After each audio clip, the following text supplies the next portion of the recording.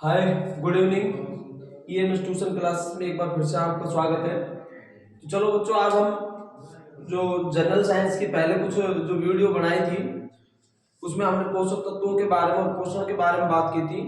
आज हम नेक्स्ट बात करने वाले हैं रक्त परिसंचरण के बारे में। तो जैसे कि आपने रक्त परिसंचरण का नाम पहले सुना होगा, रक्त परिसंचरण जिसको क्या बोलते हैं बच्चों? Blood circulation. रक्त परिसंचरण, blood circulation, circulation, that's clear.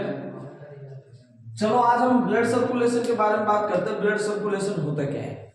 देखो भाई, इसको ऐसे समझना है कि देखो, जो आप भोजन ग्रहण करते हो वो भोजन जो है हमारे जो बॉडी की प्रत्येक कोशिकाओं तक पहुंचता है। किसके माध्यम से? आज हमें यही जानना है। देखो, आपने जो भी भोजन खाया है, जैसे मान लो एग्जाम्पल के लिए हम चावल खाते हैं, रोटी खाते हैं या ब्रेड खाते हैं या कुछ भी XYZ कोई भी भोजन के रूप में कुछ भी ले सकते हो आप।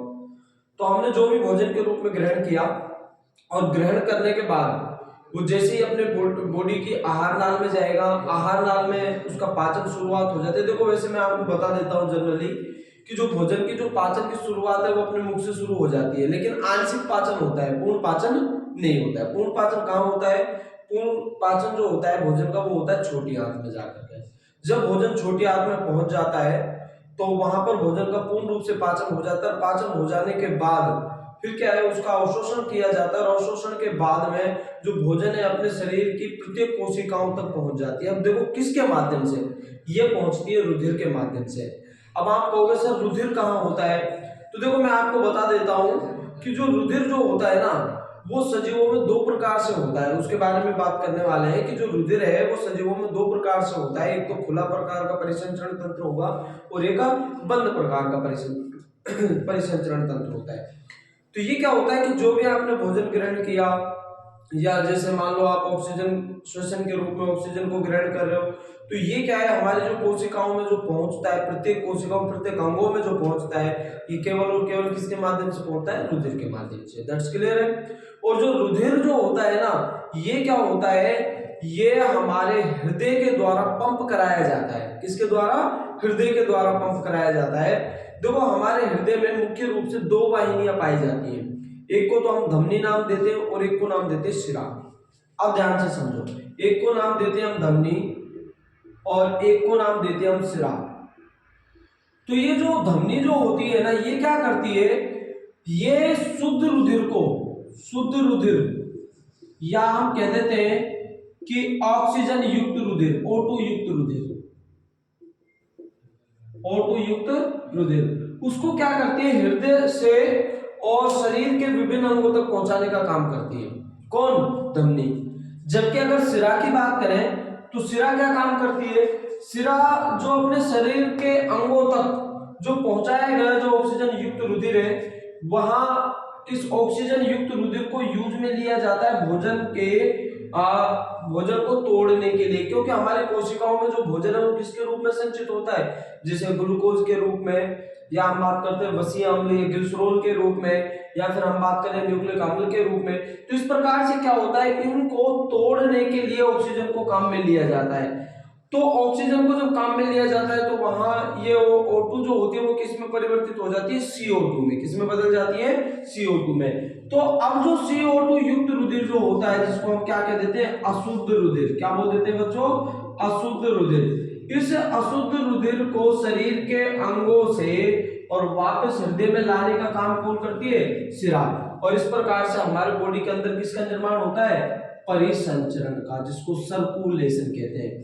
मतलब शुद्ध रुधिर का धमनी के माध्यम से सभी अंगों तक पहुंचना और अशुद्ध रुधिर का सभी अंगों से वापस हृदय तक आना। ये किनके माध्यम से होता है? धमनी और शिराओं के माध्यम से। और यही दोनों मिलकर के किसका निर्माण करती हैं? परिसंचरण का। तो समझ आ गया होगा परिसंचरण क्या है।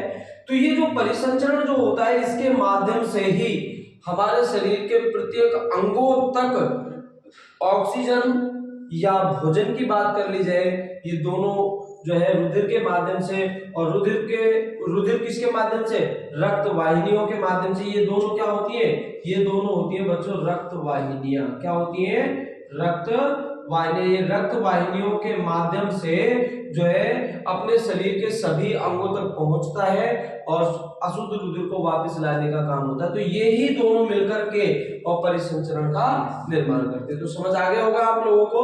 अच्छा, अब मैं आपको बताता हूं इसमें कि परिसंचरण तंत्र ने इसको सर्वप्रथम किसने खोजा था। तो इसको सबसे पहले सन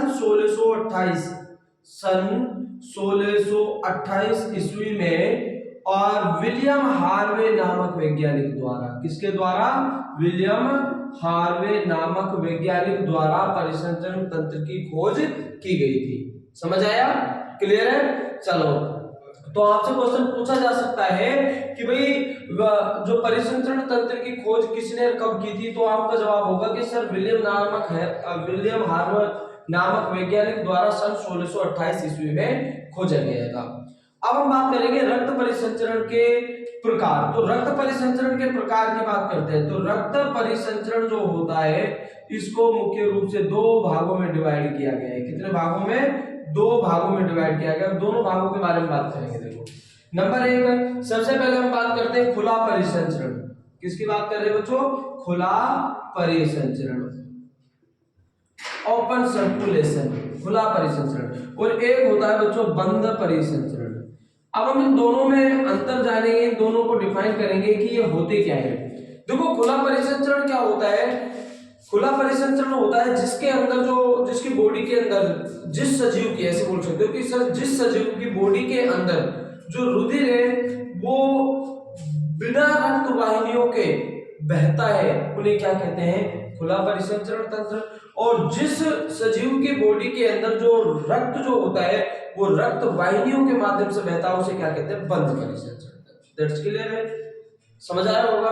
चलो, अब हम बात करते हैं कि खुला परिसंचरण तंत्र किस किस में पाया जाता है। तो खुला परिसंचरण तंत्र जो होता है, हम इसमें एग्जांपल के लिए बात करेंगे कि ऑर्थोपोडा संघ, जो ऑर्थोपोडा संघ जो होता है, ऑर्थोपोडा संघ में आने वाले जितने भी जो सजीव होते हैं उनमें क्या पाया जाता है, खुला परिसंचरण तंत्र पाया जाता है। अब आप कहोगे सर ऑर्थोपोडा संघ में कौन कौन से जीव आते हैं, जैसे आपने झींगा मछली का नाम सुना होगा, झींगा मछली, जैसे झींगा मछली, दैट्स क्लियर है, झींगा मछली आ जाता है इसके अंदर। मक्खी का आपने नाम सुना होगा, मक्खी, मच्छर, ये सभी क्या आ जाते हैं, ऑर्थोपोडा के अंदर। मक्खी, मच्छर, ईटीसी, ये सभी किसके अंदर आते हैं, ऑर्थोपोडा के अंदर। दूसरी बात करते हैं मोलस्का संघ। दूसरा कौन सा आ जाता है इसके अंदर, मोलस्का संघ, मोलस्का संघ। तो मोलस्का संघ के जीवों के अंदर भी खुला परिसंचरण तंत्र पाया जाता है, जैसे घोंगा, हम बात करेंगे इसमें घोंगा, सीप, ये जो होता है ना ये जीव, इनके अंदर क्या पाया जाता है, खुला परिसंचरण तंत्र पाया जाता है। तो आपसे क्वेश्चन पूछा जा सकता है कि खुला परिसंचरण तंत्र किन जीवों में पाया जाता है, तो आपका जवाब होगा सर ऑर्थोपोडा संघ। और ऑर्थोपोडा में भी कौन, जैसे झींगा मछली होती है, मक्खी होता है, मच्छर होता है, टीसी और बहुत सारे होते हैं। क्योंकि अपनी पृथ्वी की सतह पर सबसे बड़ा जो संघ माना जाता है वो किसको माना जाता है, ऑर्थोपोडा संघ को। क्योंकि जितने भी जो जीव आते हैं ना, सबसे ज्यादा जीव ऑर्थोपोडा संघ में पाए जाते हैं। उसके बाद कौन आ जाता है, जैसे मोलस्का, मोलस्का में जैसे घोंगा, सीप वगैरह ये आ जाते हैं। अब नेक्स्ट बात करते हैं बंद परिसंचरण तंत्र। तो बंद परिसंचरण तंत्र पाया जाता है जैसे मछली, एग्जाम्पल के लिए इसमें बात करेंगे। मछली का नाम सुना है, मछली सभी जानते हैं, मछली जल की रानी, क्यों भाई, तो मछली के अंदर पाया जाता है। नेक्स्ट बात करें मेंढक, मेंढक के अंदर पाया जाता है, मेंढक आ जाता है इसमें। नेक्स्ट बात करें सांप, जिसको सर्प कहते हैं, सर्प के अंदर पाया जाता है। नेक्स्ट बात करें स्तनधारी जो होते हैं, जैसे एग्जाम्पल के लिए हम खुद, हमारे अंदर बंद परिसंचरण तंत्र पाया जाता है। मनुष्य लिख सकते हो आप इसमें, मनुष्य, ठीक है। नेक्स्ट बात करें इसके अंदर जैसे पक्षी, केंचुआ, एस्केरिस, ये सभी आ जाते हैं, पक्षी, केंचुआ, एस्केरिस आदि, ठीक है। इन सभी के अंदर क्या पाया जाता है, बंद परिसंचरण तंत्र पाया जाता है। दैट्स क्लियर है। तो वापस से देखो बच्चों, सबसे पहले आपसे पूछा जा सकता है कि परिसंचरण तंत्र की खोज किसने की थी, तो आपको बताना होगा विलियम हार्वे नामक वैज्ञानिक ने सन 1628 ईस्वी में। आपसे पूछा जा सकता है रक्त परिसंचरण के तंत्र कितने प्रकार के, तो ये दो प्रकार का, एक तो खुला परिसंचरण तंत्र होता है और दूसरा बंद परिसंचरण तंत्र। खुला क्या होता है, ऐसे सजीव जिनके बॉडी के अंदर जो रक्त का परिवहन जो होता है वो बगैर रक्त वाहिनियों के माध्यम से होता है, उसे क्या कहते हैं, खुला परिसंचरण तंत्र। जैसे ऑर्थोपोडा संघ के जीवों में पाया जाता है, मोलस्का संघ के जीवों में पाया जाता है। बंद परिसंचरण तंत्र क्या होता है कि भाई ऐसा परिसंचरण तंत्र जो सजीवों के शरीर में रक्त वाहिनियों के माध्यम से प्रवाहित होता है, उसे क्या कहते हैं, बंद परिसंचरण तंत्र। जैसे मछली, मेंढक, सर्प, मनुष्य, पक्षी, केंचुआ, स्केलिस आदि। तो समझ आ गया होगा, तो समझ आया है तो इसको जल्दी से नोट कीजिए, नोट डाउन करो इसको, और अपने चैनल को लाइक, शेयर और सब्सक्राइब जल्दी से करो। तो जल्दी नोट करो बच्चों इसको, फिर आगे हम बात करने वाले हैं नेक्स्ट में। अच्छा कर लिया होगा आप लोगों ने, तो चलो आगे चलते हैं। अब हम बात करेंगे बच्चों इसमें रुधिर के बारे में।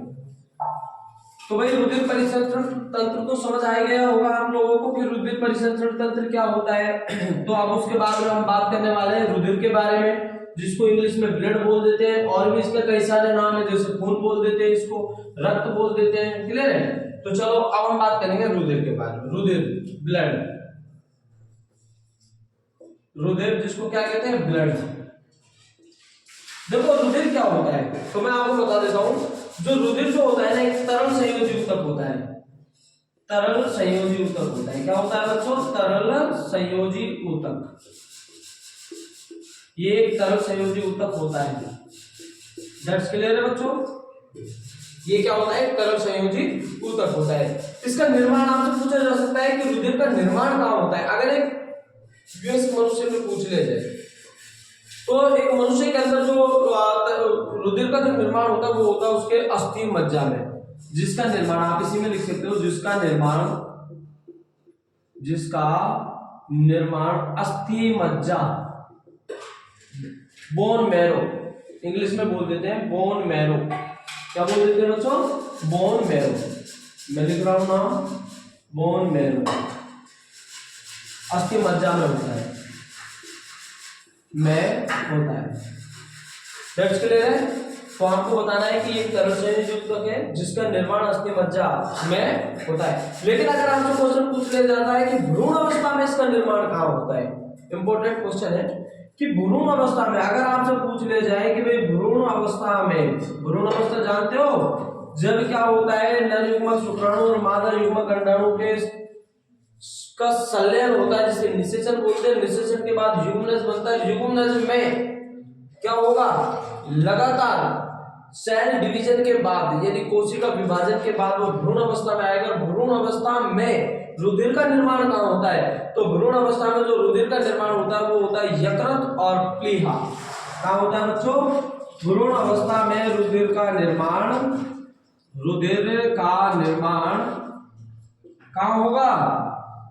यकृत और प्लीहा, जिसको स्प्लीन बोल देते हैं, प्याला यानी स्प्लीन, प्लीहा इंग्लिश नाम बता रहा हूं, स्प्लीन में होता है। दैट्स क्लियर है? समझ आ गया होगा सभी को? अच्छा नेक्स्ट हम बात कर रहे हैं, ये आप इसको इंपॉर्टेंटली मान लो, क्योंकि देखो इसका तो लगभग सभी को मालूम होता है कि भाई मनुष्य के अंदर रुधिर का निर्माण कहाँ होता है। इसका तो आप बता सकते हो कि सर अस्थि मज्जा होता है, लेकिन अभी तक भी अधिकांश में ये कह सकता हूं कि 90% बच्चों को ये नहीं पता होगा कि भ्रूण अवस्था में रुधिर का निर्माण कहाँ होता है।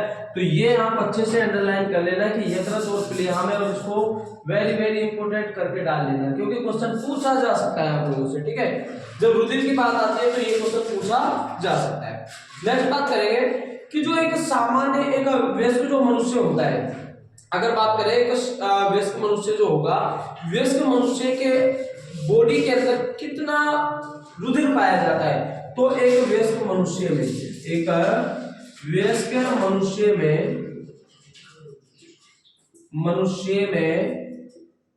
लगभग 5 से 6 लीटर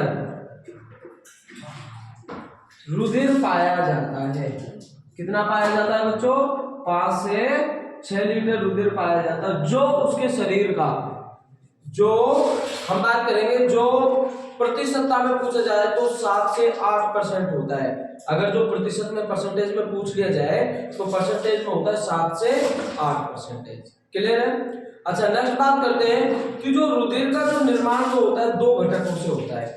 आगे हम बात कर रहे हैं कि रुधिर का निर्माण किन किन घटकों से होता है। तो हमें बताना है कि सर रुधिर का जो निर्माण होगा, रुधिर का निर्माण 2 घटकों से होता है। कितने घटकों से होता है? 2 घटकों से होता है। अब हम बात करेंगे 2 घटक कौन कौन से हैं वो। ठीक है, तो 2 घटक होते हैं। एक को तो हम नाम देते हैं इसमें प्लाज्मा, एक तो कौन सा घटक है? प्लाज्मा। और एक दूसरे की अगर बात करें तो दूसरा होता है कणिका। इसको हम रुधिर प्लाज्मा, इसको रुधिर कणिका कहेंगे। ठीक है, रुधिर कणिका या कणिकाएं बोल देंगे इसको। देखो, अब आपसे क्वेश्चन पूछा जा सकता है कि भाई रुधिर का निर्माण किन घटकों से मिलकर हुआ है, तो आपका जवाब होगा सर 2 घटकों से मिलकर हुआ है। एक तो रुधिर प्लाज्मा और दूसरा रुधिर कणिका। क्लियर है?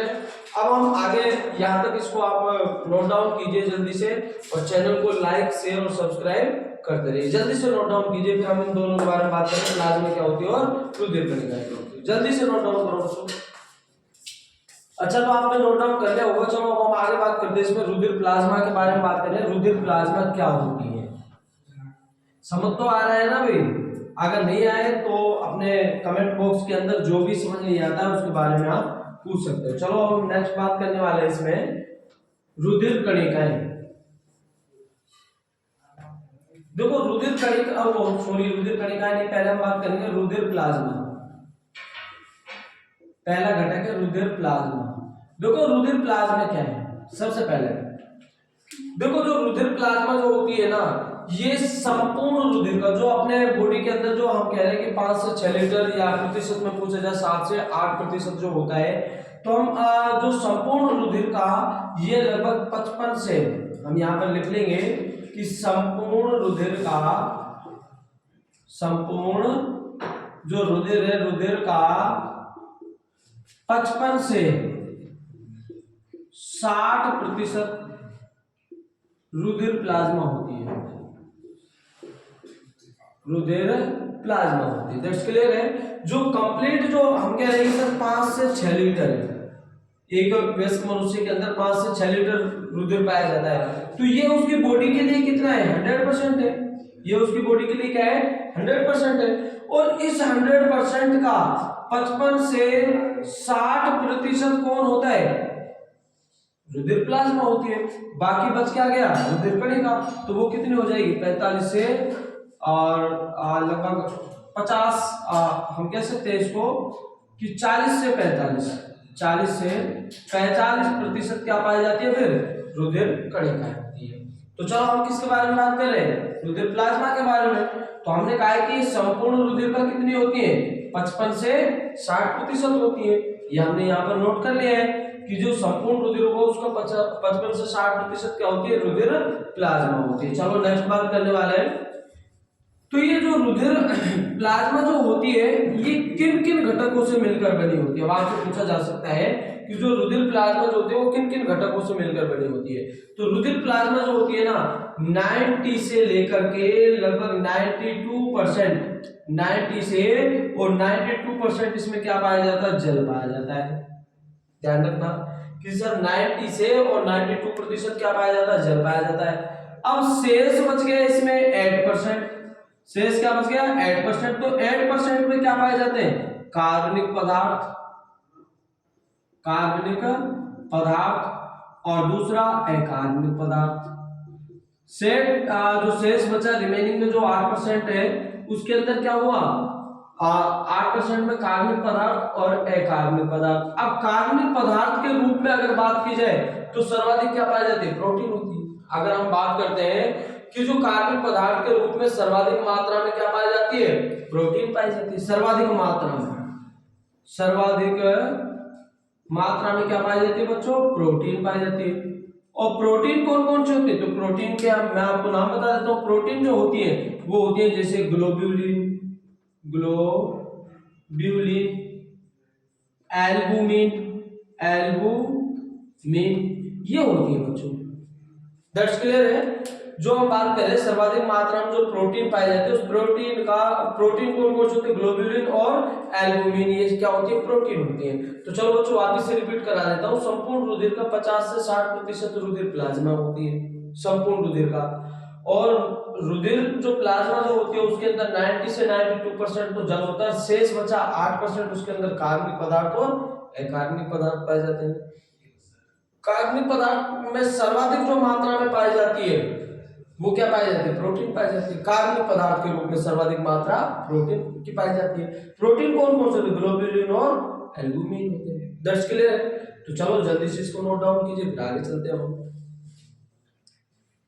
तो बच्चों आपने इसको नोट डाउन कर लिया होगा, तो इससे अब हम आगे चलते हैं और आगे बात करेंगे अब हम इसमें जो रुधिर कणिका है उसके बारे में। तो ये आप ध्यान रखा करो कि अपने चैनल को लाइक शेयर और सब्सक्राइब करना बिल्कुल मत भूलिएगा, क्योंकि जितना ज्यादा आप इसको लाइक शेयर और सब्सक्राइब करोगे उतनी ज्यादा से ज्यादा वीडियो आपके पास अवेलेबल होती रहेगी। और जितनी भी वीडियो डालेंगे वो जितना आप अपने चैनल को सब्सक्राइब और लाइक करोगे, शेयर करोगे, समझ लो उतनी ज्यादा एनर्जी हमको मिलती रहेगी, उतने ज्यादा हम अच्छे से अच्छे नए से नए कंटेंट आपको अवेलेबल कराते रहेंगे। तो चलो नेक्स्ट बात करेंगे रुधिर कणिकाएं।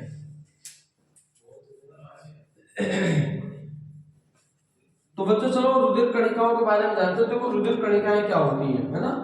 तो जो रुधिर कणिकाएं जो होती हैं, जैसा कि हमने अभी अभी रुधिर प्लाज्मा के बारे में बात की, ऐसे ही हम बात करने वाले हैं रुधिर कणिकाओं के बारे में। तो रुधिर कणिकाएं जो होती हैं ये अपने संपूर्ण रुधिर का जो संपूर्ण रुधिर है उसका 40 से 45% होती है। 40 से 45% होती है संपूर्ण रुधिर का, जो 40 से 45% कौन होती है, रुधिर कणिकाएं। क्लियर। अब हम बात करेंगे नेक्स्ट इसमें जो संपूर्ण जो रुधिर कणिका जो होती है, रुधिर कणिका 3 पदार्थों से मिलकर बने। तो 3 प्रकार होते हैं इसके। कौन कौन से होते हैं बच्चों, एक तो हम सबसे पहले इसमें बात करेंगे आरबीसी नंबर 1, नंबर दूसरी बात करेंगे डब्ल्यूबीसी, नंबर तीसरी बात करते हैं इसके अंदर प्लेटलेट्स। ये 3 अलग अलग होते हैं। आरबीसी जो होती है इसका पूरा नाम होता है लाल रुधिर कणिका, लाल रुधिर कणिका। डब्ल्यूबीसी जो होती है इसका होता है श्वेत रुधिर कणिका, श्वेत रुधिर कणिका। प्लेटलेट्स जो होती है इसको बिंबाणु कहते हैं बच्चों, क्या कहते हैं, बिंबाणु। दैट्स क्लियर है, ये हो गए। अच्छा नेक्स्ट बात करें इनके अन्य नाम और है। इसका दूसरा जो नाम होता है वो होता है इरिथ्रोसाइट, इसका होता है ल्यूकोसाइट,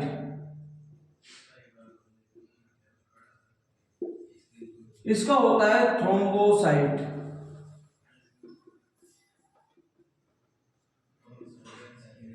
क्लियर है बच्चों, ये इनके अन्य नाम होते हैं, एरिथ्रोसाइट, ल्यूकोसाइट और थ्रोम्बोसाइट।